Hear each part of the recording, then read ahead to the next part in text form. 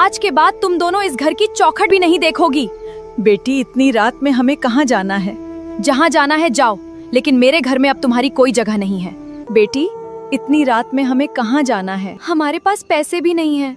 रो मत बेटी, चल यहाँ से निकलते हैं। माँ, हम जंगल के अंदर क्यों जा रहे हैं? क्योंकि हमारे पास जाने के लिए कोई और जगह नहीं है। माँ, मुझे बहुत भूख लगी है। रुक, वहाँ देख, ये मशरूम हैं। माँ, क्या हम इन्हें खा सकते हैं? पता नहीं बेटी, लेकिन हमारे पास खाने को और कुछ भी नहीं है। तो फिर इन्हें बना लेते हैं। हाँ, पहले इन्हें उबालते हैं। माँ, बहुत दिनों बाद पेट भरकर कुछ खा रही हूँ। खा ले बेटी, आज यही हमारा खाना है। माँ, अगर भाभी ने हमें घर से नहीं निकाला होता तो हम यहाँ कभी नहीं आते। भगवान ने हमारे बेटी कोई और रास्ता चुना है। यह कहानी उत्तर प्रदेश के सीतापुर जिले के एक छोटे से गांव रामपुरवा से शुरू होती है। गांव में एक पुराना सा घर था, जहां एक बुजुर्ग सास अपनी बेटी और बहू के साथ रहती थी। परिवार देखने में बिल्कुल सामान्य था, लेकिन पिछले कुछ समय से घर के माहौल में बदलाव आने लगा था। छोटी छोटी बातों पर सास और बहू के बीच बहस होने लगी थी। बहू को लगता था कि उसकी सास हमेशा अपनी बेटी का पक्ष लेती है, जबकि सास को लगता था कि बहू अब पहले जैसी नहीं रही।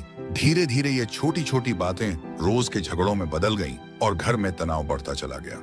एक दिन सुबह घर के काम को लेकर दोनों के बीच फिर से बहस शुरू हुई। उस दिन बहू का गुस्सा इतना बढ़ गया कि उसने अपनी सास और ननद से साफ कह दिया कि अगर उन्हें उसके साथ रहना है तो उसकी बात माननी होगी, वरना दोनों घर छोड़ दें। सास ने बहुत समझाने की कोशिश की। उसने बहू से कहा कि रात होने वाली है और वे दोनों आखिर जाएंगी कहाँ, लेकिन बहू ने उनकी एक नहीं सुनी। गुस्से में उसने दरवाजा खोल दिया और दोनों को घर से बाहर जाने के लिए कह दिया। सास और ननद कुछ देर तक घर के बाहर खड़ी रहीं। उन्हें उम्मीद थी कि शायद बहू अपना फैसला बदल देगी, लेकिन ऐसा नहीं हुआ। आखिरकार दोनों खाली हाथ गांव की सड़क पर निकल पड़ी। उनके पास न पैसे थे, न खाने का सामान और न ही रहने की कोई दूसरी जगह। शाम होते होते वे गांव से काफी दूर निकल चुकी थी। रास्ते में ननद को तेज भूख लगने लगी और तभी जंगल के किनारे उन्हें कुछ मशरूम दिखाई दिए। मजबूरी में सास ने सूखी लकड़ियां इकट्ठी की, आग जलाई और दोनों ने उन मशरूम को उबाल कर खा लिया। खाना खाने के बाद दोनों ने सोचा कि अब सुबह होते ही जंगल से बाहर निकल जाएंगी, लेकिन रात ने उनके लिए एक नई मुसीबत तैयार कर रखी थी। जंगल में अंधेरा तेजी से बढ़ रहा था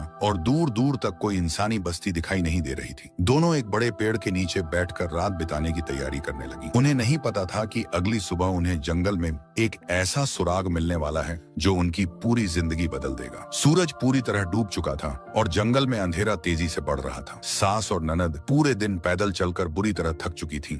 उनके पास न बिस्तर था, न कंबल और न ही रात बिताने के लिए कोई सुरक्षित जगह। आखिरकार दोनों ने एक बड़े पेड़ के नीचे बैठकर रात गुजारने का फैसला किया। सास ने अपनी बेटी को अपने पास बैठाया और उसे समझाया कि सुबह होते ही दोनों जंगल से